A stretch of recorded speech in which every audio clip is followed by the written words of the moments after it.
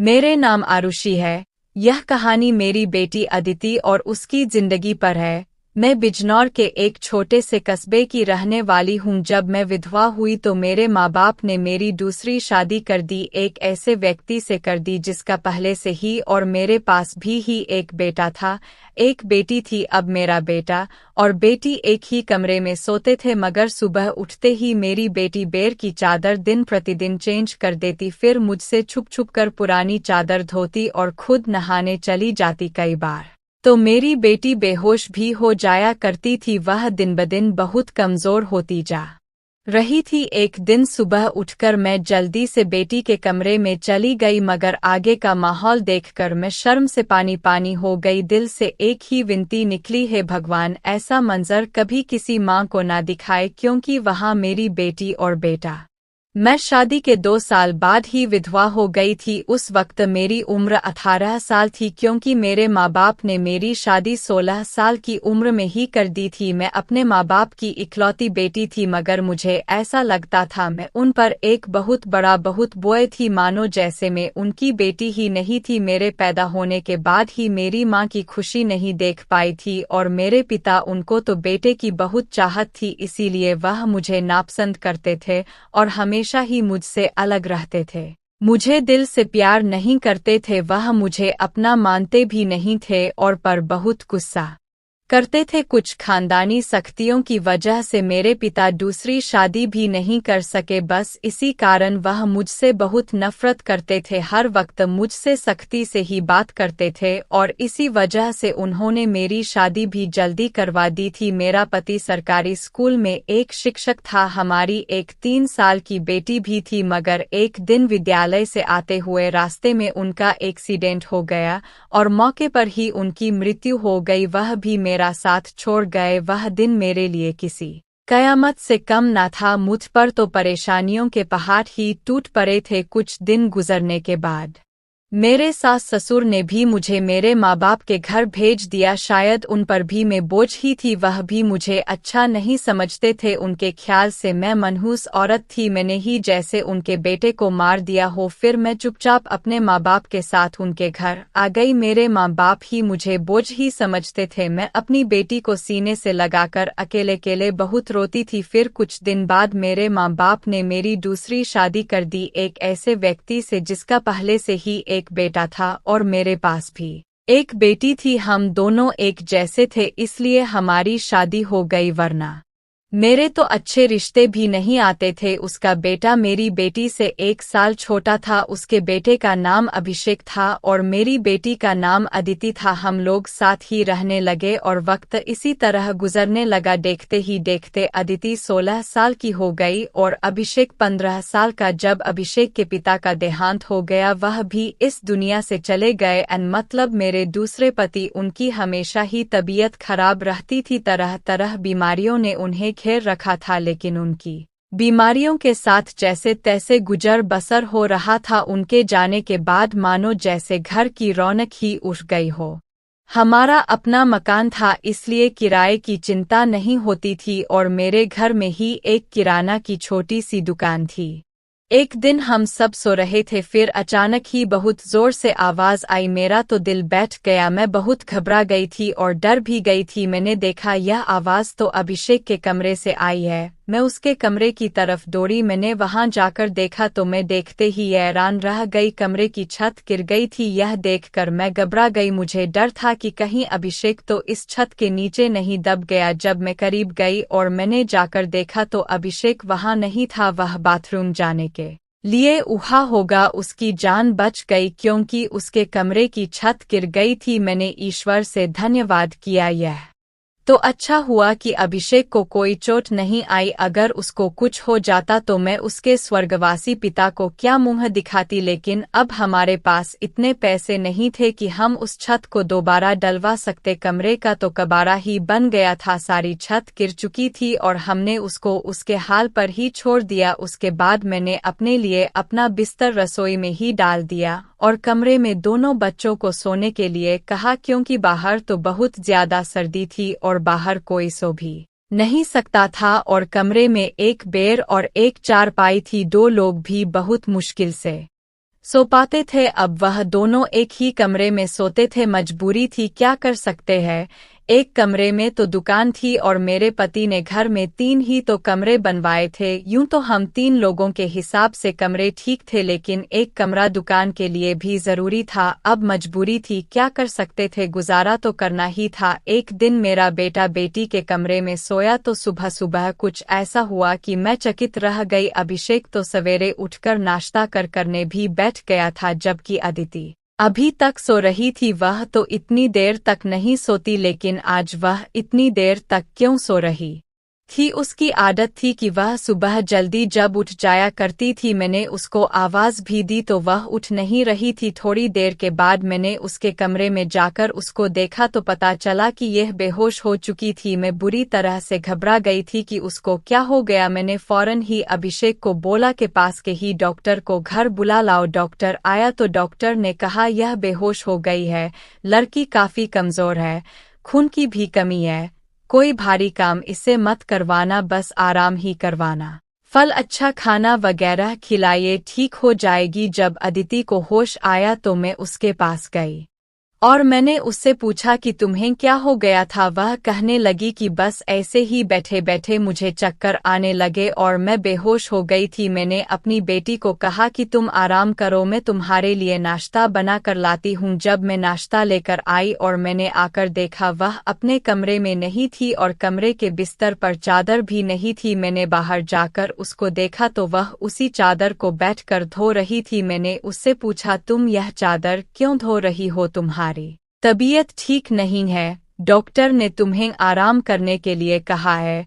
मैं उस पर चिल्लाई और कहा यहाँ से उठो, जाओ अपने कमरे में और नाश्ता करो, कुछ खाओ पियोगी तो ठीक हो जाओगी। उसने कहा नहीं, मुझे यह चादर जरूरी धोनी है, बिस्तर पर बिछाने के लिए हमारे घर में एक ही तो चादर है। मैंने कहा कि अचानक से यह चादर धोने का भूत तुम्हारे सर पर सवार हो गया है। इतनी तो चादर गंदी नहीं थी जो तुम उसको धोने बैठ गई। छोड़ दो, मैं खुद इस चादर को धो दूंगी, उठो यहाँ से। मेरी बात नहीं मानी और चादर को छत पर सुखाने के लिए चली गई। उसके बाद ही उसने नाश्ता किया, फिर थोड़ी देर के लिए वह सो गई और अभिषेक भी काम पर जा चुका था। उसको मैंने सिर्फ मैट्रिक तक ही पढ़ाई करवाई थी और वह एक कपड़े की दुकान पर काम करता था। वह बहुत ही मेहनती था। घर वाली दुकान तो मैं खुद ही चला लिया करती थी। वैसे भी उस दुकान में ज्यादातर बच्चे ही आते थे। दिन इसी तरह गुजर गया। उस दिन अभिषेक ने मुझसे कहा आज मैं खाना खाकर आया हूँ। वह देर से आया था और अदिति भी पहले से ही कमरे में सो चुकी थी। वह भी जाकर कमरे में सो गया। मैंने भी रसोई में अपनी चारपाई डाल रखी थी। जगह बदलने की वजह से मुझे नींद नहीं आ रही थी, अपने पति को याद ही कर रही थी। दूसरा पति बहुत अच्छा था, मेरा बहुत ख्याल रखता था। उसने कभी भी मुझे पहली शादी का ताना नहीं दिया था और मेरी बेटी को वह हमेशा अपनी ही बेटी समझता था। और मैंने भी अभिषेक को कभी नहीं बताया था कि वह मेरा सौतेला बेटा है।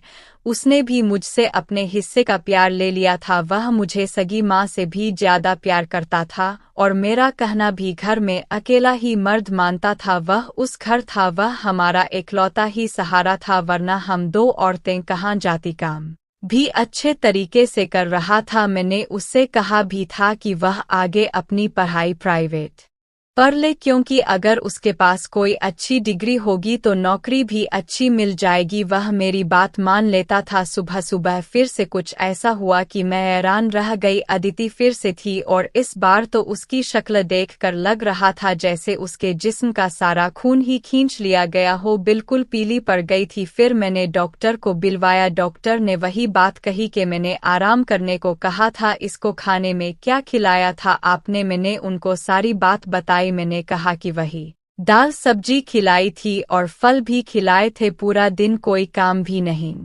करवाया था। तो डॉक्टर ने कहा कि दोबारा से कैसे इतनी कमजोरी हो गई, आप इस बात को सीरियस लीजिए, नहीं तो आपकी बेटी की जान को खतरा हो सकता है।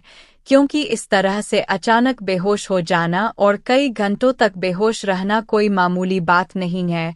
डॉक्टर ने सख्ती से सारी बात बताई और कुछ देर बाद वह चले गए। फिर जब अदिति को होश आया तो मैंने और उससे कहा कि तुमने फिर से अब कोई काम किया तो मुझसे बुरा कोई नहीं होगा। लेकिन थोड़ी देर बाद जब मैं उसके कमरे में दोबारा गई तो मैं ये देखकर हैरान हो गई कि वह क्या कर रही है। वह तो फिर से बेड की चादर को धो रही थी। इस बार मैं उसे दूर से देख रही थी क्योंकि जो भी वह कर रही थी वह सब कुछ मामूली नहीं था। वह बेहोशी से उठकर चादर को धोना शुरू कर देती थी। यह सब क्या हो रहा था? वह यह सब क्यों कर रही थी? जब से मेरे बेटे ने उसके कमरे में सोना शुरू किया था तभी से वह ऐसा कर रही थी और बेहोश भी तभी से हो रही थी। अभिषेक उसके लिए था तो सौतेला ही भाई, लेकिन बचपन से दोनों एक साथ ही पले बड़े हैं।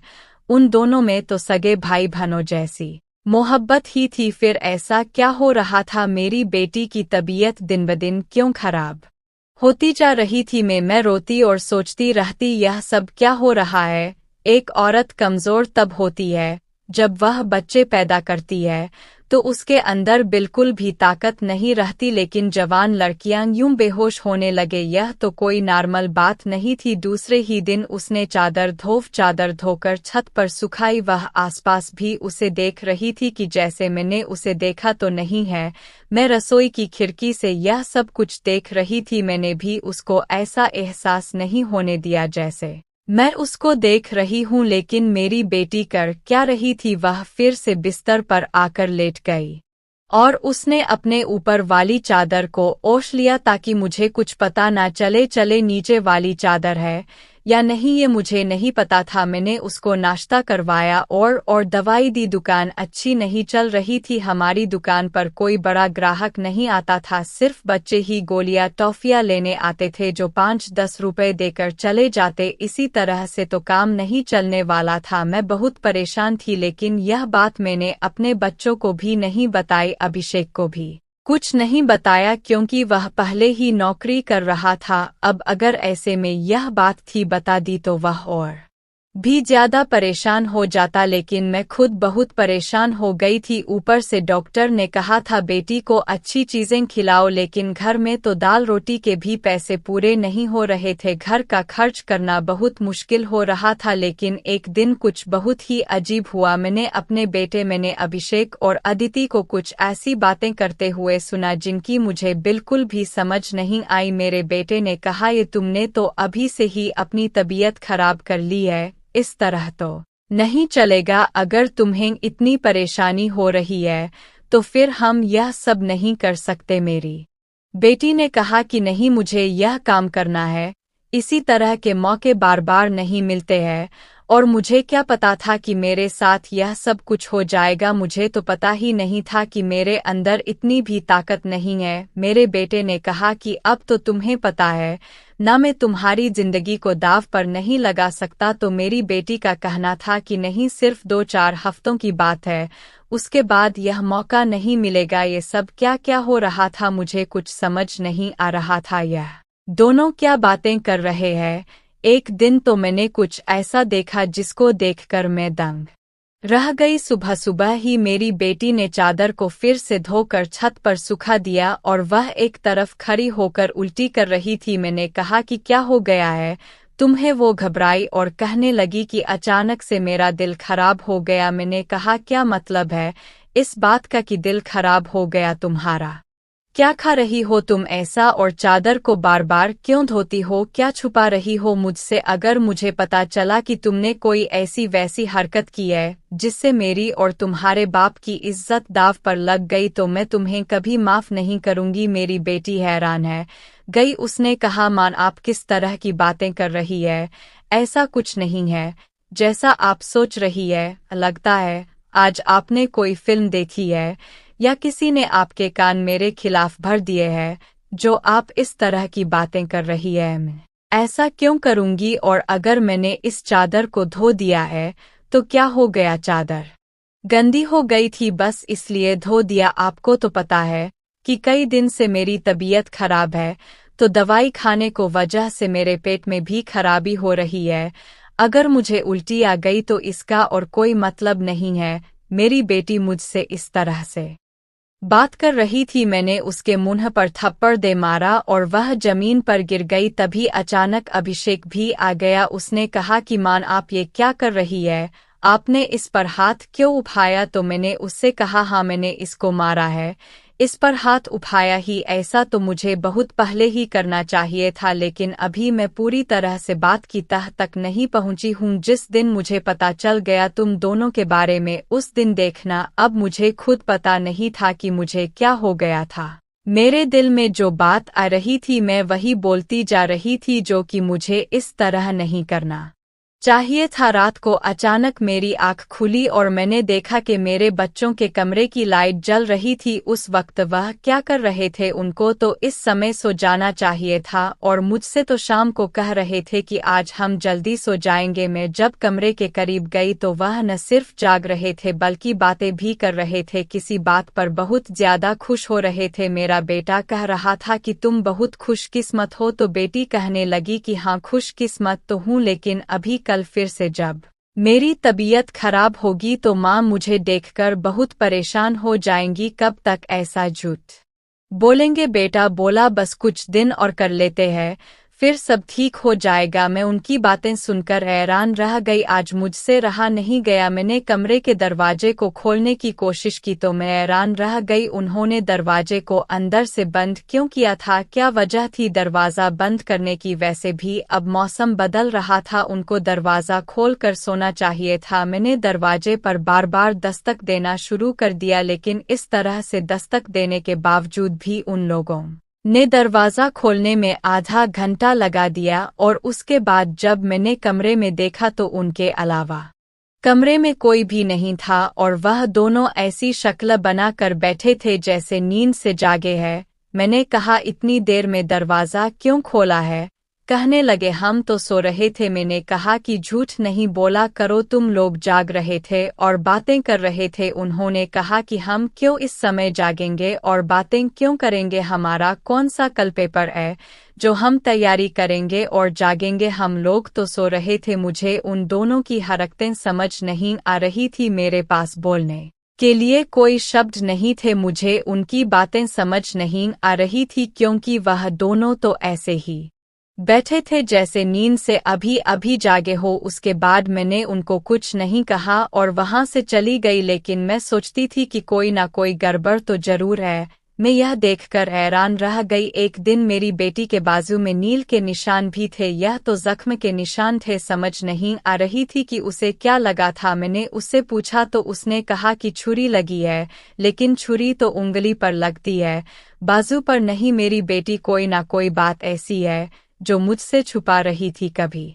बेहोश हो जाती थी, कभी उसके शरीर पर अजीब अजीब तरीके के निशान होते थे और कभी उठकर अपने बेर की चादर धोने लग जाती थी और मुझे कमरे में जाने नहीं देती थी। मेरा दिमाग जिस तरफ जा रहा था मैं वैसे सोचना नहीं चाहती थी। मेरी गलती थी। मैंने आग और पानी को क्यों एक साथ रखा? मुझे ऐसा नहीं करना चाहिए था। मैंने सोच लिया कि मुझे क्या करना है।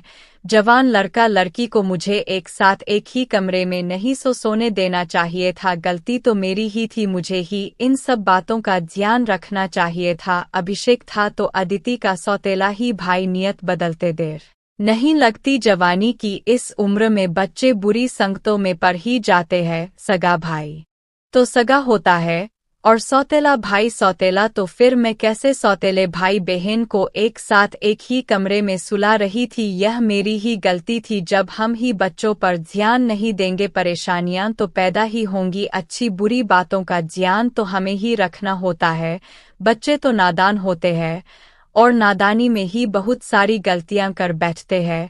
जैसे जैसे विचार मेरे दिमाग में आ रहे थे, अगर ये सारे विचार सही हो गए तो फिर सारा का सारा कसूर मेरा ही होगा। मैंने अपने बेटे और बेटी पर नजर रखी थी। एक दिन मेरा बेटा बेटी को कोई चीज लाकर दे रहा था। मैं छुपकर उनकी बात सुनने लगी। उसने कहा कि यह दवाई है, तुम्हारी इस परेशानी के लिए यह दवाई ले लो तो सब कुछ ठीक हो जाएगा। उसने मेरी बेटी को छुपाकर वो गोलियां दी। मैं परेशान हो गई कि ये किस चीज़ की गोलियां उसको दे रहा है।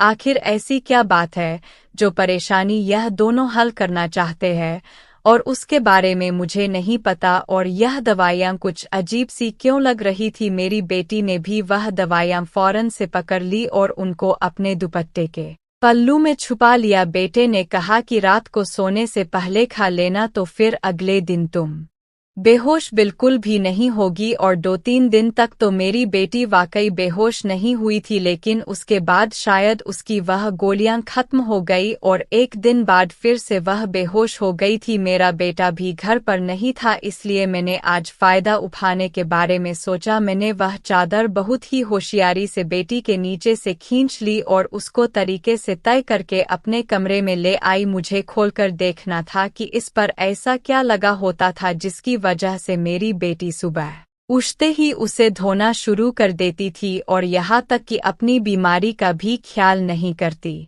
जब मैंने चादर को खोलकर देखा तो पहले तो मुझे कुछ नजर नहीं आया, लेकिन जब मैंने ध्यान से देखा तो यह देखकर मैं हैरान रह गई कि उस चादर पर सफ़ेद सफ़ेद बाल थे और पूरी चादर बालों से भरी हुई थी। मुझे समझ नहीं आई यह किस चीज़ की बाल है, क्योंकि यह बाल बिल्कुल सफ़ेद और छोटे छोटे बाल थे। मैं हैरान हो गई, लेकिन मुझे यह बात ना समझ नहीं आई। मैं सोचती रही कि यह सब कुछ क्या हो रहा है। मैं बेटे और बेटी की हरकतों पर नज़र रख रही थी, इसलिए सारा कुछ अपने दिमाग में सोच रही थी, लेकिन मैं किसी नतीजे पर नहीं पहुंचती। तब तक मेरी बेटी को यह पता चल ही गया कि चादर मैंने देख ली है, तो वह मेरे पास आकर बैठ गई और कुछ अजीब सी घबराई हुई नजर आने लगी। उसके बाद मैंने उसे पूछ लिया कि क्या बात है, क्यों परेशान लग रही हो। तो उसने कहा कि माँ वह चादर कहाँ है, वह तो मैंने धोकर डाल दी है। ये कहकर वो मेरे पास से जाने लगी, तो मैंने उसका हाथ पकड़कर उसे रोक लिया और मैंने कहा कि मैं सब कुछ देख चुकी हूँ। उस चादर पर जो भी लगा हुआ था मुझे बता दो, यह सब कुछ क्या है, तुम मुझसे क्या छुपा रही हो। इतने दिनों से मैं बहुत परेशान हो गई हूँ, मेरे दिमाग में बुरे ही विचार आ रहे हैं। वो मेरे पास बैठ गई और फिर मेरी बेटी ने मुझे ऐसी बात बताई कि मेरे कदमों तले जमीन निकल गई। मेरी बेटी ने मुझे बताया कि माँ जैसा आप समझ रही है वैसा बिल्कुल भी नहीं है। दरअसल हमने देख लिया था कि इस घर के हालात अच्छे नहीं चल रहे हैं, घर की दुकान भी नहीं चल रही थी और भैया भी कुछ खास पैसे नहीं कमा रहे थे, लेकिन हमें ऐसा कोई काम नहीं मिल रहा था जो हम लोग कर पाते। फिर भैया के एक दोस्त ने उसको एक काम दिया। दरअसल उसने कुछ बहुत ही नस्ली किस्म के बिल्ली के बच्चे रखे हुए थे जो कि 3 से 4 की तादाद में थे, लेकिन उनको संभालना उसके बस से बाहर था, इसलिए उसने हमें उन बच्चों संभालने का काम दिया और उस काम के बहुत सारे पैसे दिए। दरअसल भैया भी पूरा दिन वही होते थे, लेकिन रात में भाई को आराम भी करना होता था, इसलिए उन बिल्ली के बच्चों को कमरे में ले आते थे और मैं उनको संभाल लेती थी। उन्हीं के बाल सुबह चादर पर लगे हुए थे जिसको मैं सुबह को धो देती थी, क्योंकि हमें पता था कि आपको इस तरह की चीजें अच्छी नहीं लगती और हम आपको ये सब कुछ बताना भी नहीं चाहते थे। हम यह सब काम कर रहे हैं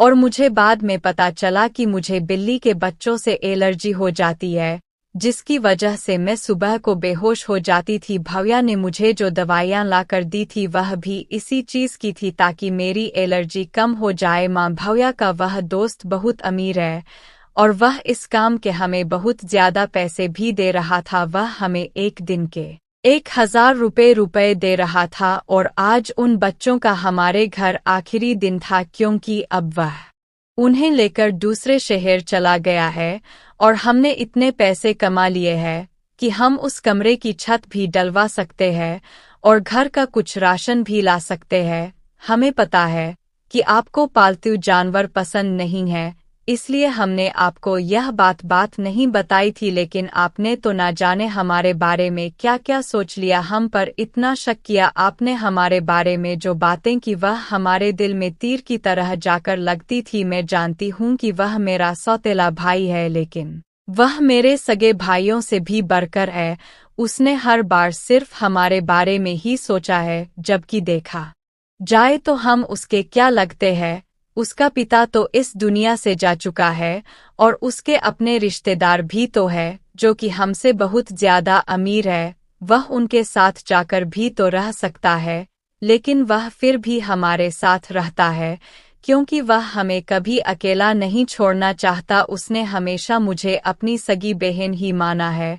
उसने कभी मुझसे कोई गलत बात नहीं की और वह हमारा साथ भी देता है, हमारे लिए बहुत कुछ करता है।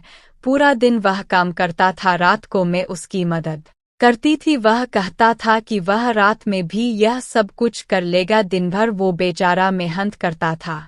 इसीलिए मैंने उसको कहा रात को तुम आराम किया करो, बच्चों को मैं देख लूंगी, इसलिए मैं उसकी मदद कर रही थी। मुझे यह सुनकर बहुत ही ज्यादा अफसोस हुआ और मुझे खुद पर बहुत गुस्सा भी आ रहा था। मैंने अपने बच्चों के बारे में क्या क्या सोचा। मैं अपने बच्चों के बारे में जितना गलत सोच रही थी, मेरे बच्चे उससे भी कई गुना ज्यादा अच्छे हैं। इतनी गलत बातें मैंने उनके बारे में सोची जितनी मुझे सोचनी भी नहीं चाहिए थी। हमने यह बात अभिषेक को नहीं बताई, अदिति ने भी उसको कुछ नहीं बताया कि मुझे सारी बात का पता चल गया, क्योंकि अब यह काम वैसे भी खत्म हो गया था और मैं उसकी नज़रों में और ज्यादा गिरना नहीं चाहती थी। कुछ दिन बाद अभिषेक ने उस कमरे की छत डलवा दी और अब हमारे घर का कमरा भी ठीक हो गया था। धीरे धीरे हमने बहुत मेहनत की। मेरी बेटी ने भी घर में बच्चों को ट्यूशन पढ़ाना शुरू कर दिया था। हमारे हालात पहले से बेहतर होने लगे, धीरे धीरे इतने बेहतर हो गए कि हमारे घर में कोई तंगी नहीं रही थी। मेरे साथ जिंदगी ने बहुत बुरा किया था, लेकिन अच्छा यह किया कि मुझे बहुत ज्यादा नेक और अच्छे बच्चे दिए, चाहे वह मेरे अपने थे या पराए। ईश्वर की कृपा से मेरे दोनों बच्चे बहुत ही मेहनती है और इस बात को समझते हैं कि अभी उनकी मेहनत के दिन है। हाथ पर हाथ रचकर नहीं बैठ सकते, क्योंकि उनके सर पर पिता का साया नहीं था और मैं भी कुछ खास कर नहीं सकती थी। इस बात का उनको एहसास था और यह एक बहुत बड़ी बात है। ईश्वर की कृपा है कि अब सब कुछ ठीक हो गया। ऊपर वाले का लाख लाख शुक्र हुआ। जैसा मैं सोच रही थी वैसा कुछ नहीं हुआ, लेकिन ऐसा हो भी सकता था। अगर ऐसा होता तो मैं कहाँ जाती। बस आखिर में इतना कहना चाहूंगी, जो ऊपर वाला चाहता है होता वही है। मेरे बच्चे बहुत समझदार हैं और उनके दिल में कोई ऐसी बात नहीं है, लेकिन फिर भी मैं ऐसी माँओं को नसीहत करूंगी बच्चों के साथ के इस मामले में थोड़ी एहतियात जरूर करें और वह गलती ना करें जो मैंने अपने बच्चों के साथ की है।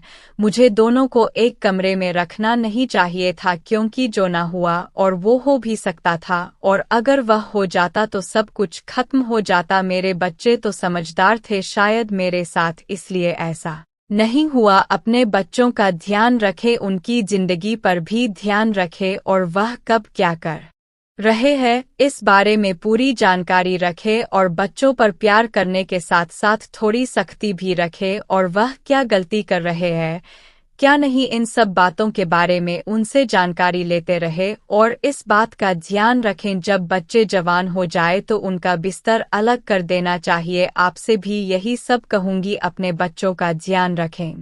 दोस्तों, उम्मीद करती हूँ आपको हमारी कहानी पसंद आई होगी। कहानी पसंद आई है तो वीडियो को लाइक करें, चैनल पर नए हैं तो चैनल को सब्सक्राइब करें और हाँ, नोटिफिकेशन बेल को जरूर दबाएं ताकि अगली अपडेट सबसे पहले आपको मिले।